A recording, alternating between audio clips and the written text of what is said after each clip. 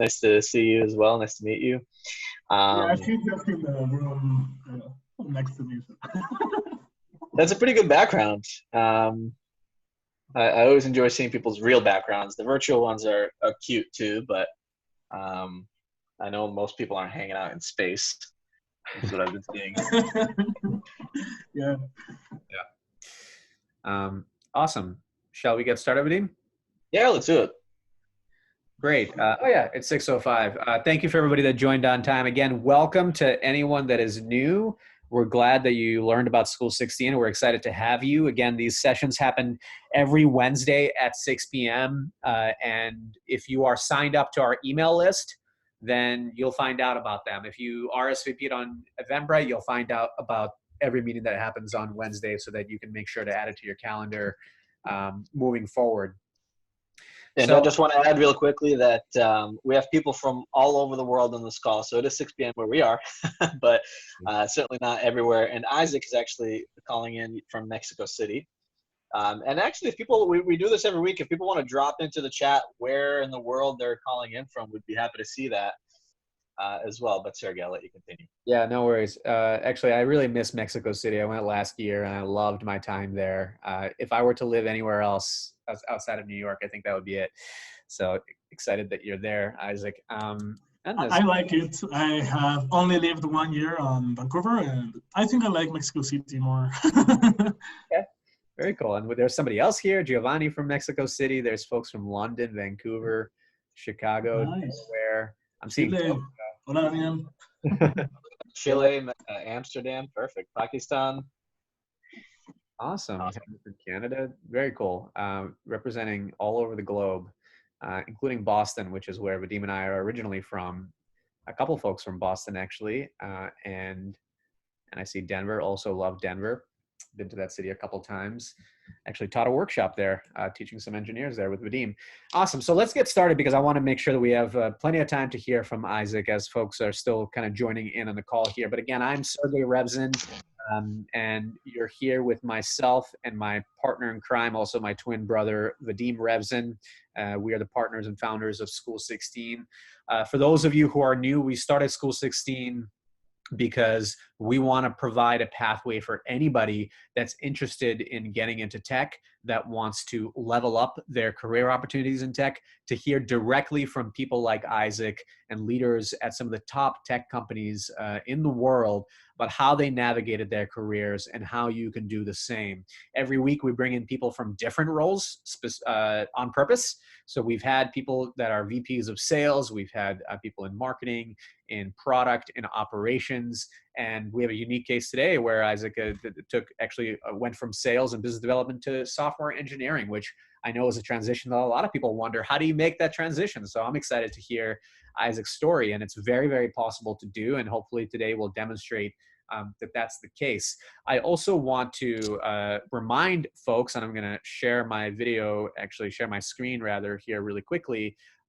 We mentioned this in our last session, but we've been hearing from a lot of people that have been attending these sessions that, you know, you want more guidance. You want to have something that's a little bit more intimate, where you can be in a class setting and learn about a little more deeper about what these roles are and have a specific career plan. And so we've designed a program exactly like that. So these weekly sessions are always going to be happening. They're going to be a similar format, but we have a 2-month part-time program that we've designed based on what we heard from you folks that have been attending these sessions, that are going to have 4 tracks: product, sales, marketing, and operations, where you're going to get to learn some of the more specific skills for those individual tracks and see exactly what those roles entail and have a career plan that comes out on the other end. We released applications a couple weeks ago. You can apply on school16.co/program. And we've been doing interviews the last couple of weeks and been interviewing some amazing people that are going to be participating in these programs. So anyone that's on the call that has applied, it's been a pleasure getting to know you. We're going to be extending offers starting next week, and the deadline to apply is going to be May 15th. So it's kind of first come, first serve as far as the people that we interview. We're going to have to cap the class size at probably about 15 or so. So do make sure that you apply if you want to be considered for that program, or if you just want to check it out and see what it's like. Just go to that school16.co/ programs page. And the point of that program really is to walk away with a better network and a plan for how you're going to build out your career. And you can expect to get some awesome mentors from that as well. So from that, I don't know, Vadim, if there's anything that I missed that I should have mentioned, but I'll let you kick things off with Isaac. No, let's get going. So I really want to hear from Isaac, and I had the pleasure of talking to Isaac probably about 2 or 3 weeks ago and hearing about the story. And of course, now there's an update to the story because you literally this week made the move from IBM to Microsoft. But before we talk about this most recent move, which I am excited to hear about, I do want to hear about your story and start off with your background like we start off all of these sessions because you know, from our conversation, I remember you were very deliberate about, you know, seeing an opportunity that you wanted, whether it was in music or business development and sales or engineering, and getting after it and building relationships and asking, right? Making the ask. Actually, that's one of the most important things. So can you give us a brief overview of your career and your background to date? Okay, yeah. I will be first as brief as I can, and then we can just like get into whatever you guys want. Actually, before doing that, I would say that I think the important thing are the moves, like how each movement from each thing is handled, and how I did it, right? But yeah, let's do first a quick overview. First, I started being a musician. Actually, I studied 4 years music. All my life, I wanted something to do with the arts. My brother is actually a professional dancer, ballet dancer. And I don't know, just the artistic thing has always been here. So I first wanted to start with music. I studied for 4 years. Then I studied music production engineering on a national university. And while I was doing that, was when I went to Vancouver to specialize in sound design for visual media. Of course, alongside all of those things happened lots of things. I was also a festival producer. I recorded and mixed kind of more or less 10 CDs. And after being in Vancouver was that I realized I didn't really want to do that. It was weird because I know we always have doubts, right? I don't know, in our 20s, 25s, I don't know, maybe when you're 40 and you buy a sports car or whatever. But this time it hit me. I was in Michael Bublé's recording studio, and I was sitting there just having a chat with a lead engineer, and I was like, okay, this is the most I can do with this career. And then I was like, I don't really want this. So like 1 or 2 weeks after that, I came back to Mexico. I changed totally degrees and changed my whole focus on life. It was weird because most of my family does real estate. So I was really tempted to go the easy way and go to real estate and just go along with the flow. But I always liked technology. Actually, in Vancouver, I did some of audio for audio programming for video games. And then I said like, nah, fuck it. I will just do systems. And that's how I changed degrees. I started doing technology and business engineering. The first actual job that on the industry could be an actual job, right? Because first I was a festival producer, then I was on a recording studio.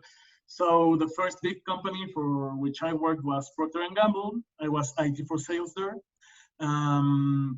I was on the lots of reporting. So I could see the whole reporting because it wasn't only for Mexico, it was for whole Latin America. So I could see which PMG's best partners were, I don't know, all of this. And it was my first experience leading a team. I was an actual project manager for a 7-person team. There were some things that were difficult there because I don't know, half of my team was like double my age. Back then I was, I think, 23. So I had like people that were 45 or something. So that was hard to handle. Afterwards, I quit. I did 2 startups. From there, I got called from IBM. I started being a developer advocate. Then I was on sales again. I was a technical, well, like the tech sales, let's say. It's called architect. I was a solutions architect for sales. And then I switched back to the ecosystem, and I was a developer advocate leader and startups leader for Mexico. And yeah, just as Vadim said, well, as you said, I ended up changing from IBM to Microsoft last Friday. And I got actually contacted because of my LinkedIn. So I would really like to talk to you guys about that as well, because it's really good to have a really good LinkedIn profile. I've had lots of job offers from there.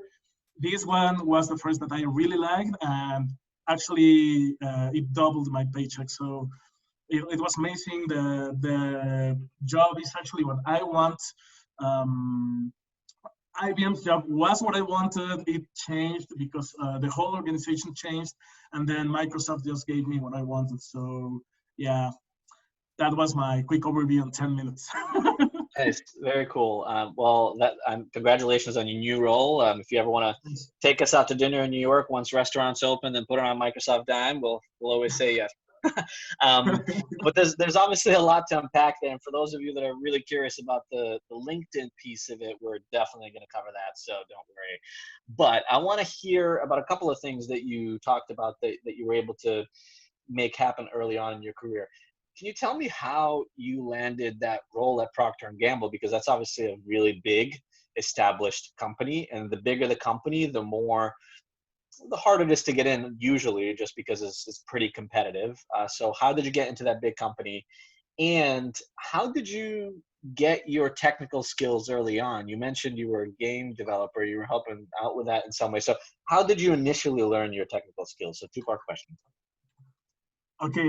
It was weird because actually it's the PNG gig was the easiest one I got into. Literally, I just applied on the web page. Everyone that applies does the exam. Everyone does the exact same exam, and I just did the exam and I got in. That was it. You do the exam, then you get 2 interviews. The first one is when no, it's actually 1 interview. The exam with your first line manager and some peers, and that's it. If I could give you guys some tips on the PNG exam, it would be finish it. The hardest part is to handle your time to actually finish the exam. It's kind of a GMAT exam. You have the reading comprehension one, and just like logical part, and then the math one.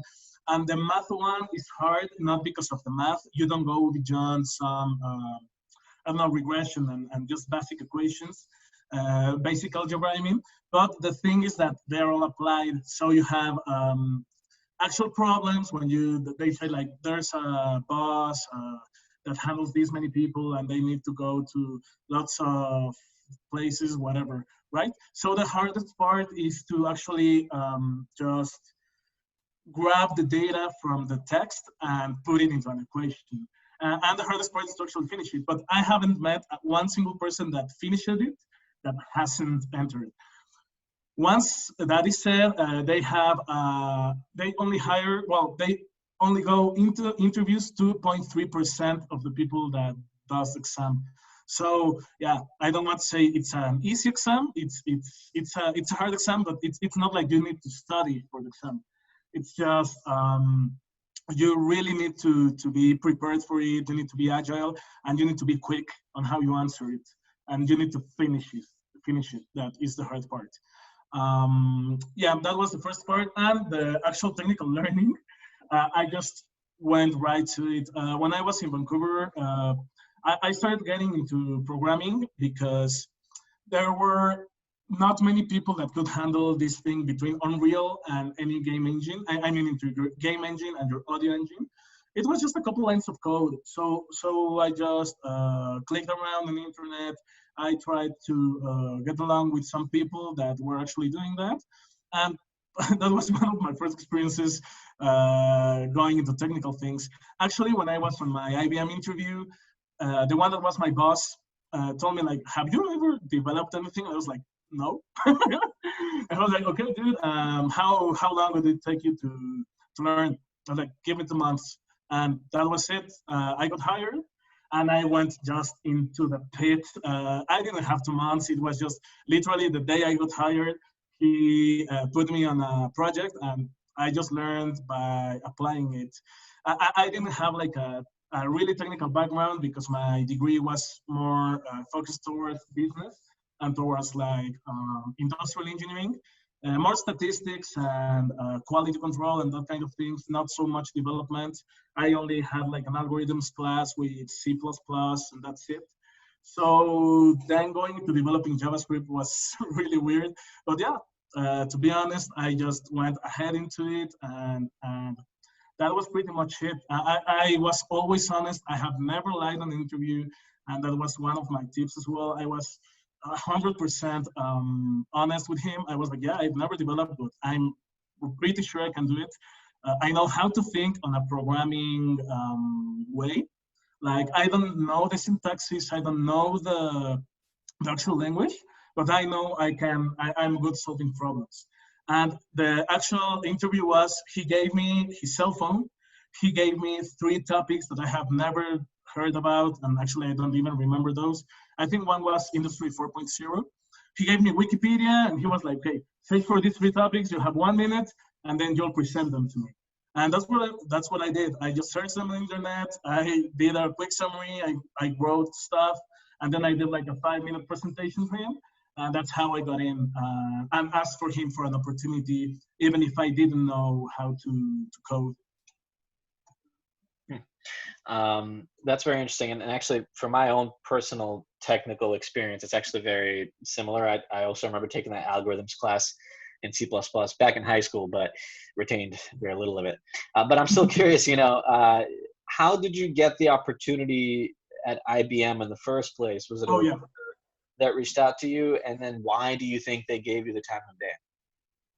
Yeah, it was actually interesting because one of the friends I actually met in, I've always liked to be on the ecosystem and going to meetups and that kind of stuff. And then one friend that went into my university, but I didn't meet him here. I met him in one of the meetups. We were just friends for like 1 year when he did production, and then I moved, whatever. I just saw him after 3 years of not seeing him. And I was like, yo, my cousin works on HR for IBM. And she told me if I know any guy that knows IT, and I think you do. So would you like her to call you? And I was like, yeah, okay. And then she called me. And once she called me, she told me like, yeah, so what do? Do you have a degree? And I was like, it's only on business, but I did this on my startups. I really like to be on the ecosystem. I like meetups. I like all of this. And she was like, oh, okay, I think you're a good candidate for this. So I'll get you an interview with this team. And that's pretty much how I got in. So it was just like being on the right place, knowing the right guy. And but I think it had a lot to do with me having this entrepreneurship background, and also having this initiative to actually share that with the HR girl. And how did you, Isaac, position the entrepreneurial background that you had to prove to them that you had this ability to learn to pick up these technical concepts? Yeah, I have. It was not that hard because both of my startups were still live at the time. They are now dead, I think.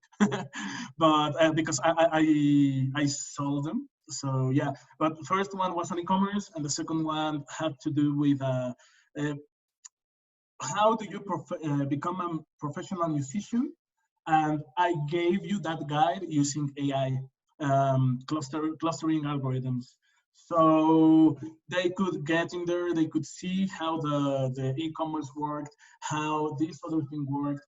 And actually, I could have some, people knew me from meetups as well. So the easiest way to say it is I was just positioned because I did it.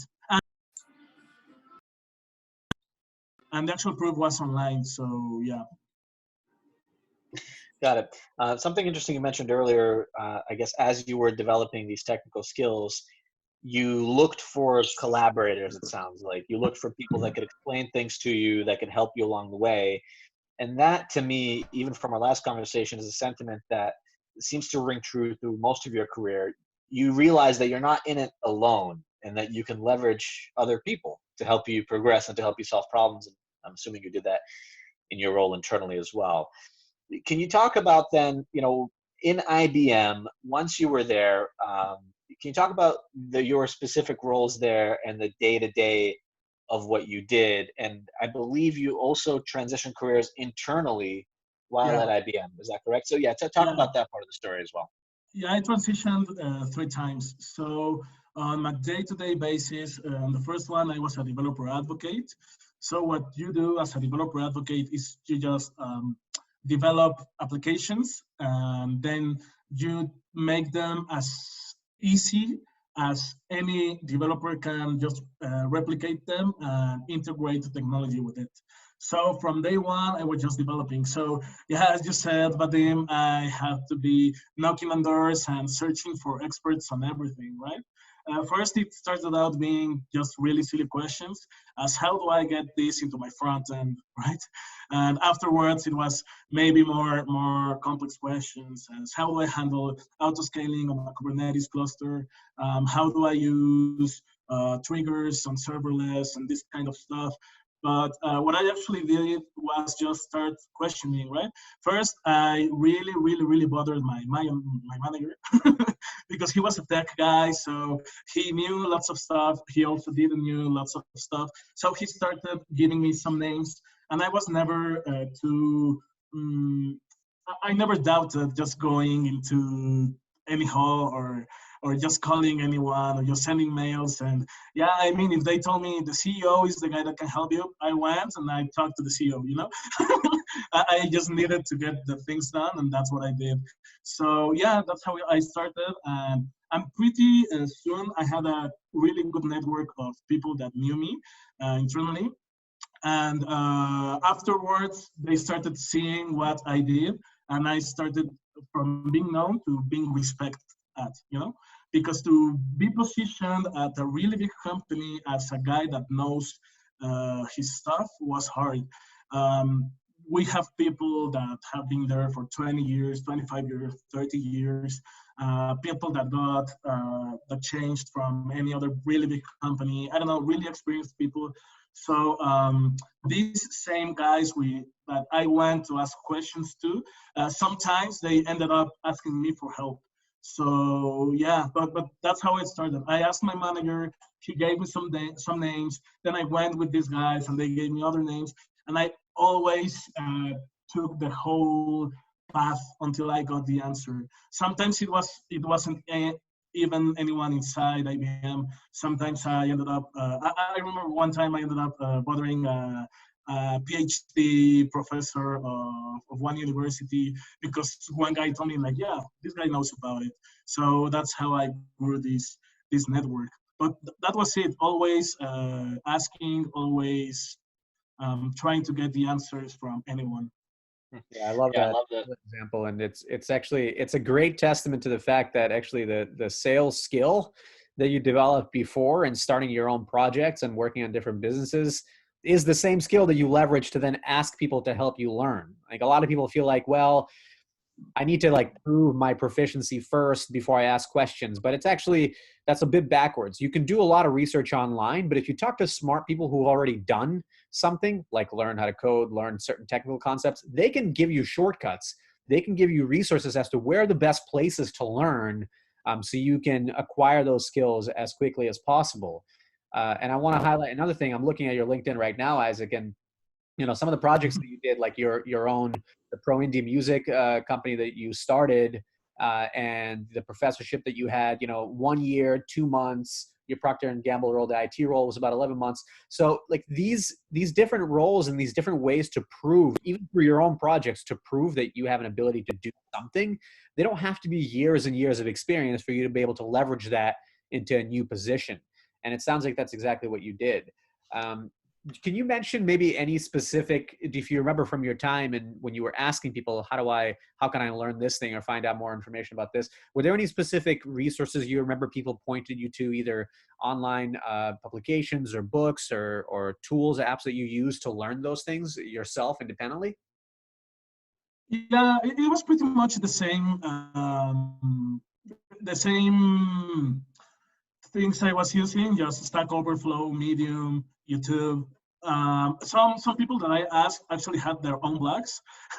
So, but you know, once you're in that topic, Sergey, people actually like to be asked good questions. You know, I mean, now I don't consider myself a top guy with lots of expertise, but still, I love if anyone comes, I'm really busy on some problem, and some guy comes with a really hard question, and I need to really get my head around it. And good questions are good, and humans like good questions.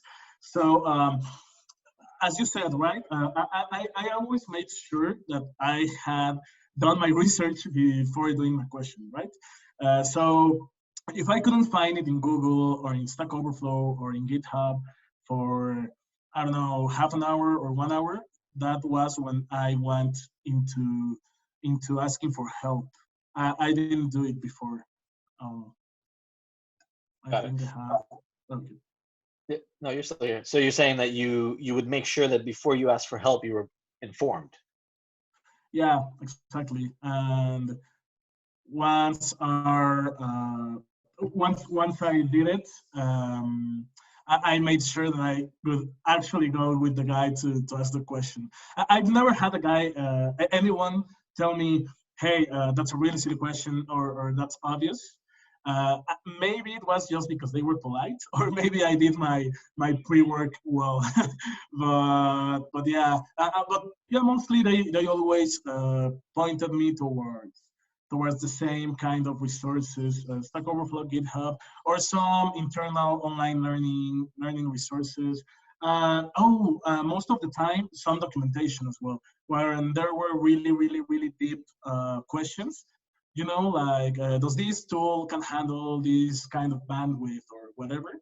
Sometimes they just actually pointed me to some part of the documentation that they knew it was there, because I don't know. I haven't met lots of people that read 300 pages of documentation on each tool, right?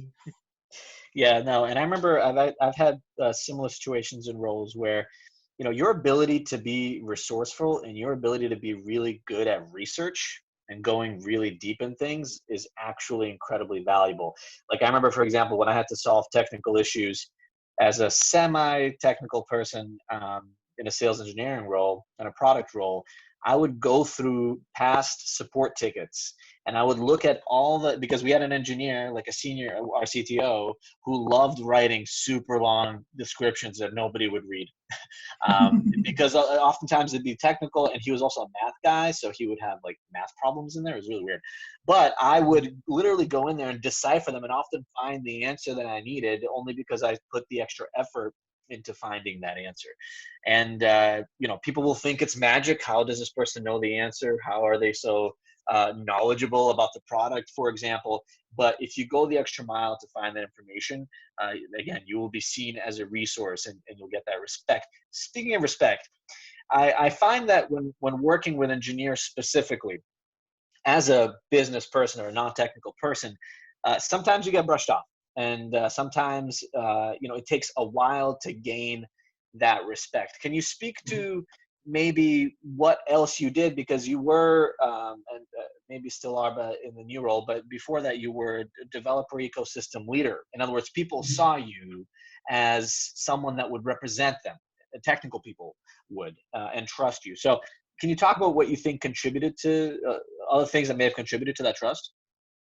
Yeah, if I had to point one thing, the one that I'm sure that was the main thing, people can see you struggle and can see, are aware of how you actually get things done. I would say it was the resilience around any problem, because I'm sure no one, well, most of people knew I wasn't an expert on most of things, but I always gave a solution to each problem. So I would say that was it. If I had any problem, if I needed to learn any kind of skill, had to lead anyone, and it happened the same with if any kind of business unit came to me, if it was my manager or if it was any of my subordinates. Anytime anyone came to me with a problem, I made sure I could find a solution. Not because I already knew it, but because, as you said, I was resourceful. So if I had to point to just one thing I did and one skill, it would be that. Just anytime I had to solve anything, I made sure I did it. It didn't matter the time. It didn't matter. I don't know. Sometimes I slept at like 4 a.m. daily, and that would be it. Just uh, making sure that things are solved, and also that this is not an advice, but I always worked really hard. Yeah. When I was an intern, I worked like twice the other interns, and that's something people acknowledge as well.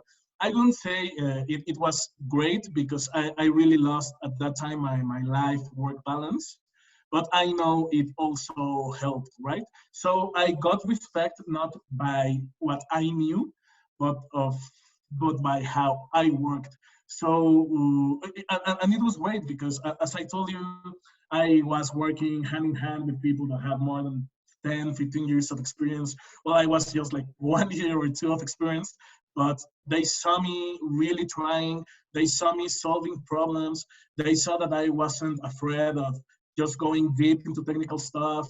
That's, I think, how I won the respect of those really technical and great people. I think that's great. Really good point. We're going to get into how you got into Microsoft in a couple of minutes, and I do want to talk about the LinkedIn bit that you mentioned early on. And by the way, folks, if you have questions that are bubbling up, now's the time to start dropping them in. But one question I had is, you had this unique experience of having both a business background and then you were able to become more technical. How did you look at candidates that were applying for different roles and teams at IBM that had more of a maybe hybrid experience, or let's say they didn't have 5 years engineering experience at Google or a startup or something, but they did have something technical. So I guess if you could talk about which of these candidates stood out to you and why, and then what kind of roles would they typically land at IBM? Yeah, I can talk about, I'll talk about three specific cases. The first one, and the ones that are easier for me, is the people that I interviewed. I hired 5 people and I interviewed like 15 for those 5 people. And what I actually looked for was initiative. Initiative and how they could do teamwork. I don't know, like tech stuff, you can learn it. And I know I can teach tech stuff to almost anyone. But passion and compromise and more of the core values of each person, I think that's harder to find. So personally, what I searched for each one of these 5 people that I hired was that they had the initiative to solve problems. They were resourceful, and I just wanted to make sure that if I had something that I could tell them that they would do it, they would make sure that it was done. That was my most important part that I wanted to hear, and it was easy to find it on the interview, right? I just made sure of one guy actually told me he was a tech on video games, and that's why I hired him actually. But lots of them, yeah, they just gave me like real life experiences of how they did it. Actually, they had really weird backgrounds. One of them, I think, is here. It's Yamani. he told me that he was actually on acting classes. I was like, dude, that's weird. Why? And I was like, because I realized I needed more experience, being able to talk to people, being able to transmit my emotions. That's what I did. And I was like, dude, that's great. And that was one of the reasons I did it. One other one was a kindergarten teacher. It was the same thing. She already had the skills to teach things, so I knew she could learn it. Um, Actually, one of the ones I just hired her truly because she asked me for an opportunity. And she was like, dude, I know I will do my best. I know I don't have experience. I don't have anything, but I swear to you, I will do the best I can. So I was like, okay, go ahead. And from two other experiences, there was one that is an, I don't know how to translate it. It's actuary, I think. It's just a really statistics and math oriented degree. And he didn't finish his degree. He entered like at the same time that I did at IBM. He's now a data scientist for pre-sales, and he's really respected that. So he was great because he entered out being an actuary. He started doing uh, development and stuff. And then he ended up being a really great data scientist without finishing his degree. So that was, yeah, I think that was one of the most interesting ones. Yeah. That's really cool. No, and actually that's a really good point. You know, degrees can be really good as a sort of a stamp of approval on your resume that some institution granted you. It adds credibility, but most of the learning actually happens on the job and projects that you do independently. And if you can demonstrate a portfolio of projects, oftentimes that's way more valuable than a specific degree. And to that end, I have a question for you. You know, there are some technical roles, of course, at companies like IBM and Microsoft for which you need to have a specific degree. You need to have that thing on your resume that you have experience with certain platforms and stacks. Can you talk about what are some of the roles that are a little bit different, like the ones that you found where maybe you don't need something specific, or it's more hybrid, or maybe the role is more entrepreneurial, because there's not a lot of roles like that in big tech companies that are more flexible about what your background is, like the people that you interview. Do you have any other examples of jobs like that people can find? Yeah, actually, right now, at least in Mexico, what matters is that you have a degree. I mean, I talked about the actuarial one because it was an exception because he doesn't have a degree. But usually you just need a degree, but you can get to exactly any degree, to whatever you want. We have, I don't know, architects, not cloud architects, actually architects that build stuff, working on development. I don't know, I knew a chemist that is working now as a developer as well. I don't know, and on the other way around, right? Lots of engineers that are working on sales.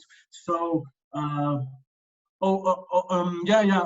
If I had to generalize, you just need a degree, and if you are really certain of what role you want to have on a company, you will be given the opportunity to do that. Of course, only on an entry position level. That has to be said. But I've never seen in all the years I have been in the industry anyone call anyone off because he doesn't have the right degree. Never, never. Like if, for instance, first when I was getting into P&G, I was this close to going instead into supply chain. Instead of IT, I don't know what would have happened with my career if I did that. But they never hesitated and were like, no, you don't have the degree. No, it was like, okay, do you like supply chain? Go into supply chain and let's see how you do. And so as long as you're certain of what kind of role you want to have, you will be given the opportunity as long as it's an entry level. Yeah. How do people find these kind of roles that are more flexible with your background and experience? I would just talk to your HR guy. They are always really looking for it. Like sometimes we see HR guys as assholes, right? But no, they're truly only doing their jobs. And if you actually talk to them as human beings that they are, they actually help you out, you know?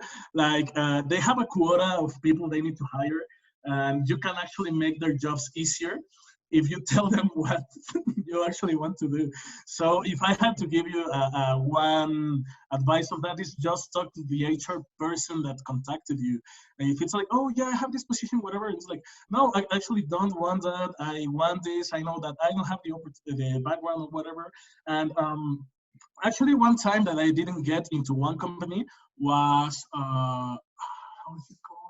Well, it was a car company, you know, like Uber, Cabify, that ones I just I don't remember how it was named right now. And I did exactly that with the HR person that contacted me. I said like, okay, I don't have experience. You're looking for more than like 10 years experience, but what can you tell me of a role that I could have on your company? And that's what she told me. She told me, okay, you can go to be a data scientist junior. It will be a really low paid stuff. But to be able to get into this role, you need to do these things, right? So she told me what I had to do to be attracted to the role, what she searched for that role, and what role was actually what I could get into. So yeah, that's what they do. They're actual human beings, and just by telling them what do you want, you're actually helping them do their job. So it's easier if you just talk to the HR guy. Sometimes the role descriptions say that, right? For the developer advocate one, it actually said entrepreneurial background and community skill set. And the one that I have on Microsoft, I think one of the backgrounds actually said that as well, right? Developer community respect, but most of the times you don't have that. So talk to your HR guy. Got it. Yeah. I mean, if you're already within a company, leveraging whatever internal resources you can to your advantage is obviously the first step you should take. HR, easy enough. I do remember though on our original call, you mentioned that when you wanted to change a job internally at IBM, you found an interesting position and then you had to go to your boss and you were worried that you might get fired. Can you give us a quick overview of that story? Yeah. Actually, it all started with I wanted to get hired, right? Because I started being an intern. So first, my manager said, "Yeah, we'll have positions for you." And when I was 1 month of finishing my internship, he was like, "No, dude, we don't have anything. Move along." I was like, "No." So I started really moving inside the company.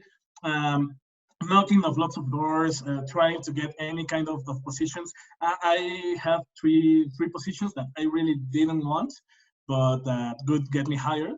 And along that, this friend that I told you about, the actuary, he told me about a project that he wanted to develop with AI, whatever, and he wanted to show it to someone. So we developed it, we showed it to this guy, and he hired me full time, just from the night to the just after 1 day. And shortly afterwards, I got hired full time by him. He sent me to New Orleans. He was really investing on my learning. Um, the one that was my boss moved to another company, and he told me, if you want that position, you should get moving now. So that's when things got weird, because it was two different areas, and this area had already invested a lot on me. So the actual call was really personal. I just spoke to my manager, and he told me, "Okay, I can really try for you to do that, but if I talk to my manager and he tells me that I need to fire you, I will, because these kind of movements are not really well seen inside the company. So if you do that, maybe I would need to fire you, and you can't get hired again in any IBM company after 5 years. Is that a risk you're willing to take?" And I was like, "Fuck yes, let's do it." And really, fortunately, all the line managers were fine with my movement, and I could move. But this was a really serious point, and I, I, I, I should have thought about it better, because it was really hard for me to land that full-time job. And I was willing to risk it after 2 months just to get the job I wanted. But I didn't hesitate it. I was, yes, I want to do it. And it was a bet as well, because the role that my manager had asked for a 6 years experience, while I already have 3. So this was only for the opportunity to interview, not for having the role. So to have the opportunity to interview, I had to renounce to quit the job I had before, be allowed by my manager to interview the new one, and I could get fired just by searching the interview. But fortunately enough, I did the interviews and I got hired. Yeah, I mean, look, sometimes you have to take a risk. Sometimes, as you mentioned before, if you want to change careers and do something completely different than you're unproven, you have to take a pay cut and maybe go back and take an entry level role. But that's not forever, and that doesn't mean that you can't leverage that role to then skip steps in the future. In other words, you might be, you might be in that role for a year, for example, but then after that, you can recalibrate your story. It could be less than a year, it could be 6 months. You can recalibrate your story and all your other previous experiences to then skip another level, much like you did most recently. So now I want to jump into what you mentioned earlier on in the conversation. And by the way, folks, we have about 10 minutes or so. We might go a little bit over the hour line, but we have about 10 minutes or so. So if you have any other sort of broader questions that are applicable to everybody, we'll try to ask them as well. But I want to hear about your most recent experience of getting into Microsoft, and how you made that happen. I believe that you had a recruiter that reached out to you initially. Obviously, you have IBM on there, Procter and Gamble, so you have a lot of really impressive logos. But you did mention that you think that having a well-built out LinkedIn profile also helped you there. So talk about the LinkedIn profile, talk about what you think was so important there, and also talk about your interview process at Microsoft. Yeah, I don't think I'm sure about it, because the recruiters told me, I found you on LinkedIn. So when the year began, my role, what I had to do inside IBM, changed the job description, and I hated what I had to do. So I just went into LinkedIn, actualized all my the things I had done, and just clicked on the I'm open for new opportunities. And really, and that same day, opportunities started to just arrive into my inbox. They weren't really tasty opportunities. They were also stuff that I really didn't want to do, but I started searching for that. So on the LinkedIn thing, just talk about metrics and talk about what you accomplished on the position you had. More than and what actually has worked a lot for me. I don't know if it's a rule, but just mixing my real self, because I have a really social helping background as well. I try to always get emotions and get my principles and values into each one of my posts, right? So I made sure that I put what I accomplished. At Procter and Gamble, I accomplished a 7% efficiency. The efficiency of scale, 7%. So that's what I put there. On the year that I was on IBM, I accomplished a 67% year-to-year growth on one metric. So that's what I put.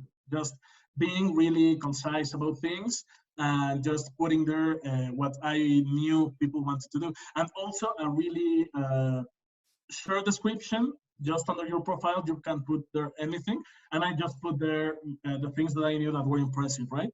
The hackathons I won, the record gainers I got involved into, the role I did, all the metrics. And it's just like, I don't know, a paragraph of that. And I think that was a really great positioning. But yeah, so this recruiter actually just wrote me an email, and she said like, hey, I have a position at Microsoft. I think you would be interested. Can I call you? And I was like, yeah, call me. And like 3 days after that, she called me. She told me about the position. I said, okay, I'm interested in. And I actually searched for the position on the Microsoft inside the thing that they use for people to transfer jobs inside of Microsoft, and they had 350 other applicants. So I was like, whoa. And from those 350 applicants, I never applied there. I went my whole process through LinkedIn. And from there were 3 of us. And after all the interviews, it ended up being me. My interview was with the global guy of like developer advocates on Microsoft. The next one was with the director of Azure. And the next one was with the general manager of Microsoft. So those were my 3 interviews. And if I could tell you guys any tips on the interview, interviewing, I'm always really personal. On any kind of business I do, on any kind of job I've had, I've always really been personal, because we're human beings, and I don't know, at least I don't like to be treated like a number. And if you want something from me, I'm glad to give it to you, but I don't know, I still have feelings and I'm alive, right? So I really get personal. I don't know, I want to know the names. I try to remember the names, and I ask about their day. I ask if how's their family doing, whatever. Maybe that's a cultural thing as well. You guys know I'm Mexican, but I don't know. I really like to get really personal with things and know what drives each person. And I almost always give my personal phone number as well. And I'm really open that way. If sometimes people have called me at 2 a.m. and I answer, because that's the way I do business. So yeah, on interviews, it's the same. I joke, I smile, I ask about their day. And keep in mind that as well, the interview guy, when I have done interviews, the whole day you're interviewing. So it's like 15, 20 people you're hearing on the day. Of course, it's tiring as well. So just giving a break to the interview person, it's good as well, so that they can talk about them a little bit. Yeah, no, I think you're absolutely right. I mean, you were building rapport throughout that process as well. And I know that's a technical term, and people talk about that in sales as well. When you're going into a meeting, you essentially want to people out, but warm people up. But building rapport is important. You are a human, and so are they. And in the end of the day, if there's a connection, and if they feel like they want to work with you, and that they like you, and that other people in the company will like you, you have a higher chance of getting that job. But in that process, it sounds like you had 3 main interviews. What would you say was maybe the hardest part or the most uncomfortable part? Like a question that you got asked that was difficult, or maybe somebody that you didn't really jive with as much, or was the whole interview process really smooth? You're that good? No, and you know what? I actually would like to talk to you about my interview process in Amazon, because I was kind of doing the both at the same time. And Amazon's interview style is really uncomfortable because of what I told you. Don't get personal. Well, the first one I did, it was just like an interrogatory, right? It was like, I don't want to know who you are. I just want to know, what do you know? So that kind of approach was really uncomfortable, and it made me doubt myself. I knew that I knew their technical questions. It was just the fact that I like struggled with I wasn't comfortable. That was the hard part. I don't know. They actually asked about everything. They asked me about the OSI layer model, about networks. They asked me about what kind of protocols of communication I knew. They asked me about how do I make a function, some algorithms as well. And I don't know, really, really, really technical questions about everything. I mean, it wasn't just algorithms. It wasn't just DevOps. It wasn't just about integration. It was about everything. So from networks to actual containers and microservices. So yeah, and if I have to say anything, the questions were hard. Were really technical, really, really down to the really engineering part. And yeah, but actually with Microsoft, the hardest ones were more soft skills based. Like they ask these uncomfortable questions as well. But where did you make a mistake, and how did you acknowledge it? Have you ever done anything weird, like kind of illegally? And I don't know, how have you handled problems when you were manager, and how would you handle problems inside your team? And those kinds of questions were as well as the ones on Procter and Gamble. And Procter and Gamble's ones were really gray. Like, I don't know. You have you have a peer that that he's been stealing pens, and people had told him, his manager told him that if he steals another pen, he would get fired. And you catch him stealing a pen, what would you do? So it was really these soft questions that, as in P&G, as in Microsoft, were the weird ones. And actually, everyone has their own interviewing style, right? But in Microsoft, it was more soft skills towards CDN, and also lots of questions about the ecosystem, like which are the biggest influencers in Mexico, which are the biggest communities, things that have to do with the role, what developer languages do you know, and that kind of stuff. Yeah, that's very interesting. And I think you're right. Every company has their own style. You can usually look up. You can't expect and like anticipate every question that's going to be asked, but oftentimes you can look up on like Glassdoor or Salary.com. Yeah, exactly. People will actually write what kind of interview questions they were asked and what their experience was like. I think Marco asked an interesting question. I think this might be the last question we have time for, unfortunately, but it sounds like, you had a lot of inbound opportunities in the last couple of years of your career where recruiters reached out to you. You were able to use your charm to convince them to give you jobs and stuff. Were you, did you ever, do you have a story of maybe when you were rejected from a job or from an opportunity and how you handled that? Yeah. It would be the Bit is the company, Bit. That was it. I just did my best. I showed her because they were looking for the same thing, an entrepreneurship background. They were looking for a city launcher. That has always been another of my dream jobs. They just send you to a city and you have to operate, pretty much become the little CEO of that city. So it was a job I really, really wanted. I applied, I did the interview, and I really did my best to try to show that I had the skills that they were looking for. And at the end of the interview, she was like, okay, I really like your profile, but you're just not senior enough. And I want to be really straightforward with you. And that's how I handled it. I asked her, like, okay, that's great. Thank you for telling me that. Can you tell me what can I do in my professional path so that I can become someone that is appealing for this kind of position?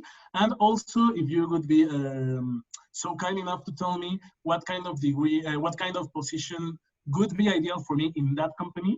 And that's when she told me that scientist junior that I really didn't want. But she told me what to do so that I could position myself as a professional that could be appealing for that kind of degree. So, I mean, yeah, I got rejected because I just didn't have the expertise. But I got something from them that was, how could I become appealing for it? So if I could give tips for that, is that just keep on trying, and every time you get rejected, just ask why. That's what I told you. HR guys are human beings as well. They're just doing their job. So most of them will gladly just tell you why they didn't consider you into the role, so that you can change that and work on that so that you can be appealing for that role as well. And on the other hand, I would say my mistake was that I didn't look at the job description really hard enough, because it's 10 years of experience. So they really want someone senior. So I would say that as well. If you want to position yourself for a role, just make sure that you have the skill set and that you develop the skill set that the role description says. Yeah, no, you're absolutely right. The fact that you show that follow through and persistence, oftentimes, like actually most recruiters and HR people won't just tell you why they rejected you. You have to ask. But if you do ask, they'll give you the reason, and exactly, you can use that to improve. And I've had situations where I applied to a company and I got rejected and they told me why. And 3 years later, I had much more experience and I come back. This happened to me once in my life, where I came back and applied for a better job 3 years later and got it. And so that continuity of maintaining that relationship with that person and asking that question why, it means that you can actually come back and maybe apply and reach out next time or in a couple of years and still get that opportunity. Just because a door is closed once doesn't mean it's closed forever. So I think that's such an important thing to learn. People think that it's like, well, why would I ask, what feedback? Like, they don't care about me. No. You can salvage that relationship with that employer, and maybe in the future, you can actually get another opportunity from it. Great. Yeah. Awesome. Well, I think that's all the time that we have for this presentation. Isaac, I thank you again so much for your time and for sharing your story and being so transparent about the successes and failures. I'm putting up a slide here for anybody that wants the recording, school16.co/survey. If you spend the minute to fill out the survey and give us feedback on how this session went, we'll send you the notes, and we can send you all the previous recordings that we've had if you hadn't had a chance to come. I actually do also want to add one other thing that, if you're looking for some of these cool jobs like the one that Isaac got, the developer ecosystem job, I would sometimes go on Indeed.com and I would just type in something like IBM and entrepreneurial, or IBM or Microsoft and community.